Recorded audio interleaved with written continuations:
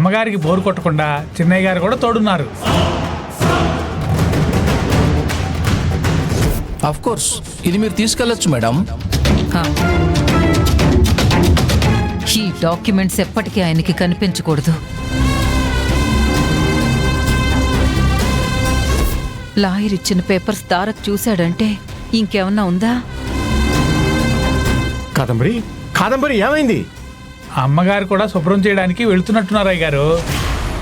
ఏంటో కుక్కుటేషు కాదంబరి అర్థం కాదు. చిన్నయ్య గారు మాత్రం అందరికీ అర్థమయ్యారయ్యా. స్వేచ్ఛమ్మాయి గారి వస్తువులన్నీ దూరంగా పడేయమన్నారు. అవునా? అవునయ్య గారు. ఇక నీలవేణమని చిన్నయ్య గారిని విడదీసేవాళ్లే లేరు, ఒక్క కాదంబరి అమ్మగారు తప్ప.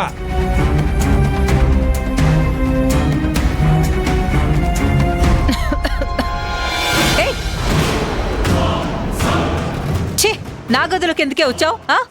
వెళ్ళిక్కడి నుంచి. అయ్యో అమ్మగారు వదులు. కాదంబరి ఏమైంది? కాలు జారి కింద పడింది డాడీ. నీలవేణి లేపాలని చూసినా వద్దంటుంది.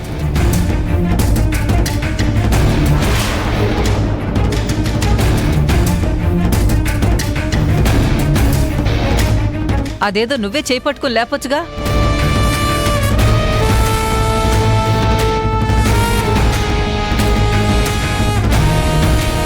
చిన్నప్పుడు నువ్వు తప్పటడుగులేస్తూ కింద పడుతుంటే నేను లేపలేదా?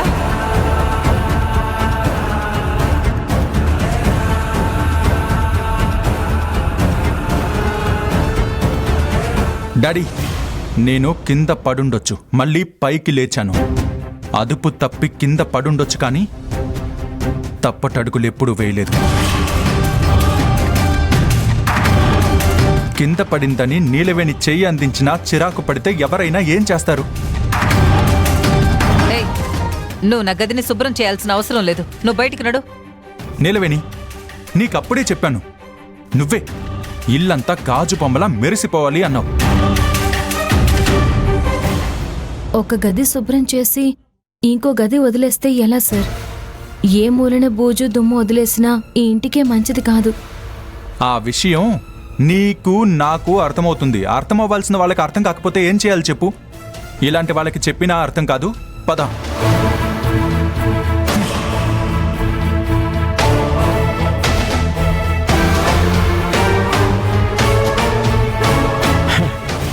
మొత్తానికి బాగానే మేనేజ్ చేసి పంపించావు కాదంబరి.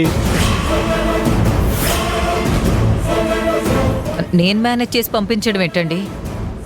వాళ్లే వెళ్ళిపోయారు కదా. వాళ్ళు ఎక్కడికి వెళ్తారు? శాంతి ముహూర్తానికి ఏర్పాటు చేస్తే గదిలోకి వెళ్తారు.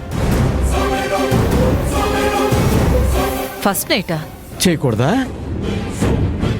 వాళ్ళిద్దరికి ఒకరంటే ఒకరికి అభిమానం ఉంది, కానీ ప్రేమైతే లేదు కదా. ఈ ఇంటి కోడలైన నీలవేణికి సంతానం కలిగితేనే కదా ఆస్తి మీద అధికారాలు వస్తాయి. ఏంటి కాదంబరి అలా చూస్తున్నావు? ఈ విషయం నాకెలా తెలిసిందనా? నువ్వు కింద పడ్డాక కింద పడిన పేపర్స్ని నేను ఎక్కడ చూస్తానోనని నువ్వు కింద మీద పడుతూ ఆ పేపర్లు తీసుకుని సర్ది పెట్టేలోపే మ్యాటర్ మొత్తం చూసేశా.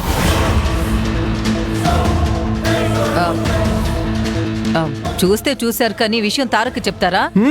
అవసరమైతే నీలవేణి కూడా చెప్తాను. తను నిన్ను అత్తయ్య అని పిలిస్తే చలి జ్వరం వచ్చేలా ఉంది. అది రాకుండా ఉండాలంటే శాంతి ముహూర్తం పెట్టి వాళ్ళని ఒక్కటి చేస్తే మంచిది. లేదంటే నా పద్ధతిలో నేను వెళ్తాను. ముందు నీలవేణి ఒప్పుకోవాలి కదా. నేను ఒప్పిస్తా. తప్పించాలని చూస్తే మాత్రం నువ్వు ఇబ్బంది పడతావు. ఆ లాయర్ ఇచ్చిన పేపర్స్ అందరూ చూసే అవకాశం వస్తే నువ్వేమీ చేయలేవు. ఆలోచించుకో.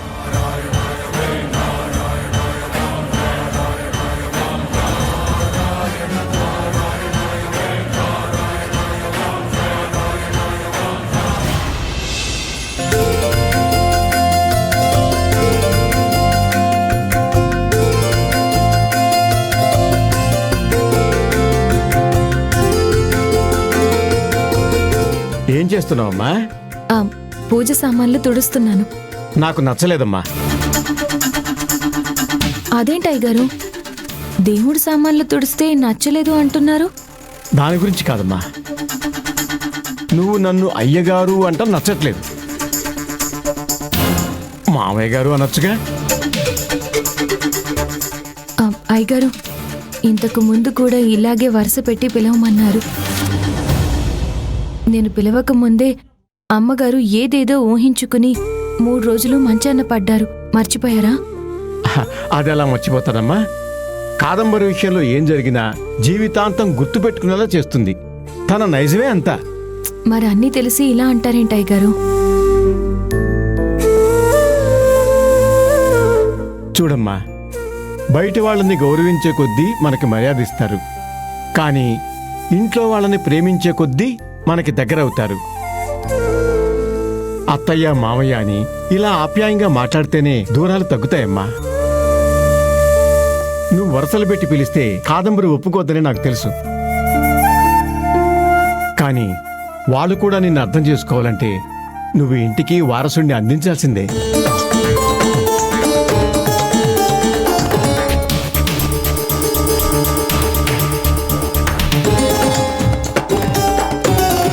అయ్యగారు, అదంతా జరిగే పనేనా? లేకపోతే ఏంటమ్మా, నువ్వు ఇంట్లో పనులు చేసుకుంటూ నెల నెలా జీతాలు తీసుకుంటూ ఉంటావా? ఆ జీతం నా కోసం కాదయ్యగారు, నా చెల్లెళ్ళ కోసం, మా అమ్మమ్మ మందుల కోసం, మా నాన్నకి సాయం చేయడం కోసం. నాకు తెలుసమ్మా, కానీ నువ్వు తారక్ సంతోషంగా సంసార బాధ్యతల్ని భుజాల మీద వేసుకుంటే తప్ప నీ కడుపులో కాయపడదమ్మా.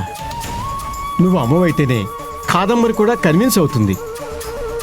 లేదనుకో నిన్ను కాసేపు కూడా ప్రశాంతంగా ఉండనివ్వదు. అయ్యగారు, నేను ఇక్కడే ఉండిపోవాలని నిర్ణయించుకున్నాను, కానీ మీరు చెప్పిన మాట విషయానికొస్తే ఎటు నిర్ణయించుకోలేకపోతున్నాను. నువ్వు సందిగ్ధంలో ఉన్నావని నాకు అర్థమైంది.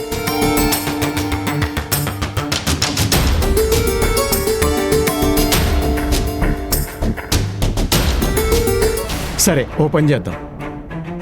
కార్తీక పౌర్ణమి పూజ చేస్తారు, జల్లెల్లో దీపం పెట్టి చంద్రుణ్ణి చూస్తారు. నీకు చందమామలో గనక తారక్ కనిపిస్తే వాడు నీ గుండెల్లో ఉన్నట్టే.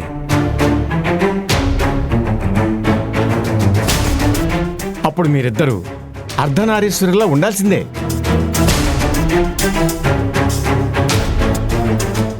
అప్పుడు తప్పకుండా శాంతి ముహూర్తం పెట్టిస్తాను.